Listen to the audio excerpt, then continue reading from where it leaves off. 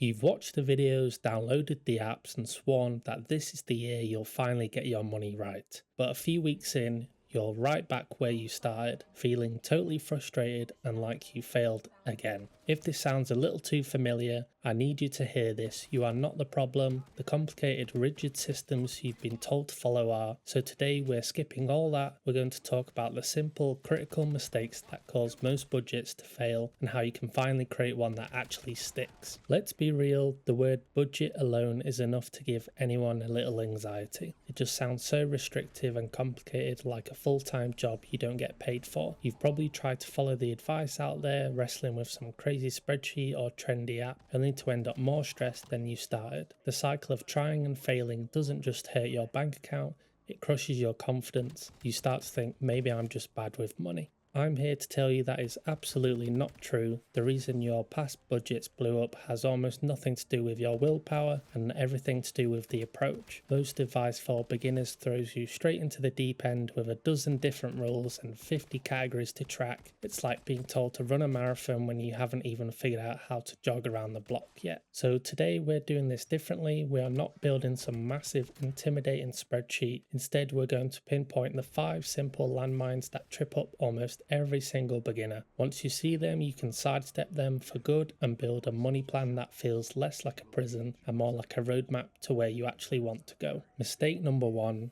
You're starting with a fantasy number. This is without a doubt the most common mistake, and it dooms your budget from the start. Your paycheck hits and you see that big number at the top and your brain starts spending it. But that number, your gross income, is a fantasy. It's not actually your money. Your budget must be built on your net income. That's your take-home pay. It's the real actual dollar amount that lands in your bank account after taxes, health insurance, and retirement contributions are all snatched away. Budgeting with your gross income is like planning a road trip based on your car's top speed instead of how much gas is in the tank. You're going to run out of fuel long before you get anywhere cool. And if you have an irregular income from freelancing or gig work, don't just guess or use last month's numbers. Look at what you earned over the last 6 months or even the whole last year and calculate a monthly average. It'll give you a much more realistic baseline to work with and smooth out those crazy highs and lows. Mistake number 2, you're guessing where your money is going. When most of us first try to budget, we sit down with a blank page and try to remember what we spend. We jot down rent, a car payment, and then throw out a random number for groceries or gas. The problem is we are all fantastic liars when it comes to our own spending. We conveniently forget the daily coffees, the free trial that's been billing us for 6 months, and the late night add to cart moments. You just can't build a real budget on guesses. You need cold hard data. You have to track your expenses. I know it sounds like a total chore, but I'm not asking you to do this forever. Just for 1 month, 4 weeks, think of it as a short-term diagnostic project. Pull up your bank and credit card statements for the last 30 days and go through them line by line. Use a simple notebook or a spreadsheet and put everything into a category. You'll have your fixed cost, the stuff that's the same every month like rent. Then you'll have your variable costs, the stuff that changes, like groceries, gas, and fun. For so many people, this is a massive wake-up call. It's the first time you'll see the complete honest picture of where your money truly goes. Mistake number 3, you're confusing your needs with your wants. Okay, once you have a list of expenses, it's time to separate them into 2 buckets, needs and wants. A need is something you absolutely must have to live and work. We're talking about your housing, essential utilities, groceries to survive, and transportation to your job. A want is literally everything else. Dining out, streaming services, vacations, new clothes, hobbies, all wants. This is where the lines get blurry for a lot of us. Is that £6 latte a need because you need caffeine to function? No, that's a want. You can make coffee at home for pennies. Are 5 different streaming services a need? Definitely not.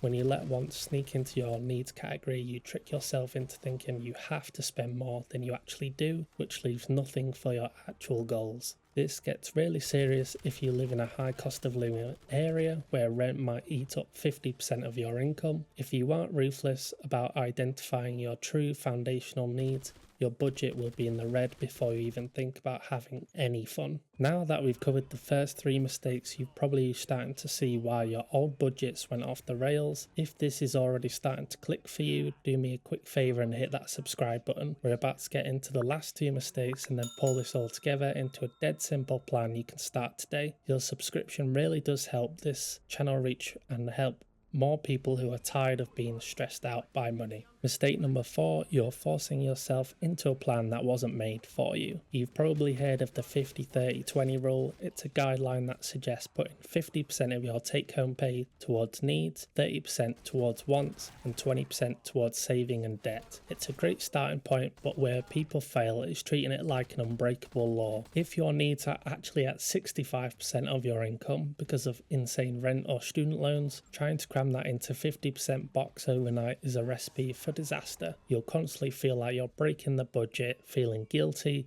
and then just give up entirely. A budget is a personal finance tool. It's not a one-size-fits-all straitjacket. The goal isn't to perfectly match some percentage you saw on the internet. The goal is to make a plan that reflects your actual life and helps you make progress. If your needs are high, maybe your wants category has to be 10% for a while, but not 30%. The key is to be honest about where you are now and aim for small, steady improvements. Mistake number 5, you're treating savings like leftovers. This is it. This is the mistake that keeps people trapped in paycheck to paycheck cycle forever. For most people, money works like this. Income arrives, they pay bills, they spend on whatever they want, and then if there's anything left at the end of the month, they might save it. This is completely backward.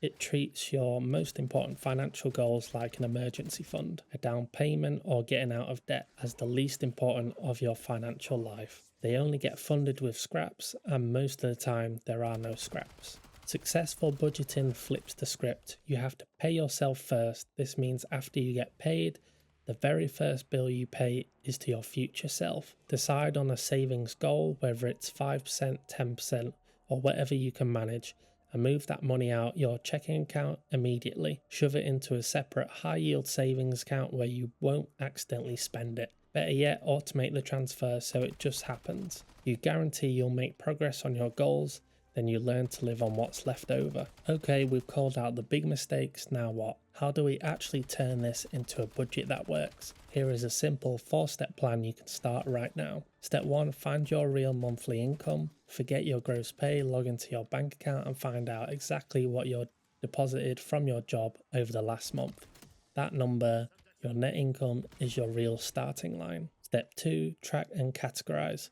For the next 30 days, track everything, use an app, a notebook, whatever. At the end of the month, add it all up and divide every single expense into 3 simple buckets: needs, wants, and savings/debt. Step 3, choose your starting plan. Look at the 50-30-20 rule as a helpful guide, not gospel. Compare your track spending to those percentages. Are your needs at 70%? It's okay. That's your starting point. Now you have a target. Slowly shrink that category by cutting wants you might have mislabeled. Can't hit 20% savings right away? Who cares? Can you do 5%? Start there. The goal is progress, not perfection. Step 4 is to automate and adjust. This is the secret sauce. Set up automatic transfers to your savings account for the day after payday. Automatic your bill payments. What's left in your checking account is your money for variable costs like groceries and all your wants. Then once a month, take 15 minutes to check in. How did it go? Where did you overspend?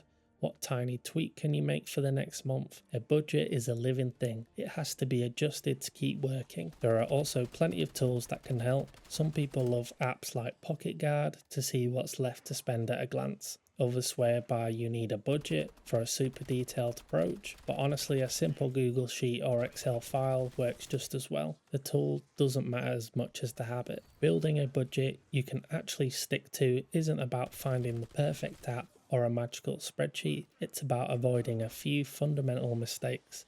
It's about starting with your real income, knowing where your money is really going, being brutally honest about your needs versus your wants, making a realistic plan, and most importantly, paying yourself first. I want you to leave this video feeling empowered, not overwhelmed. Your goal this week isn't to create a perfect color-coded budget. Your goal is just to start, calculate your real income, start tracking your spending, make that first small transfer to your savings. This is a skill you build over time. Be patient with yourself. Some months you'll overspend, that's fine. The key is to review, adjust, and just keep going. You are not bad with money, you just need a simpler system, and now you have one. Thank you so much for watching. If this guide was helpful, please give it a thumbs up and subscribe for more simple, actionable financial advice, and let me know in the comments below which one of these mistakes has tripped you up the most. I read every single comment. Now go take that first small step. You've got this.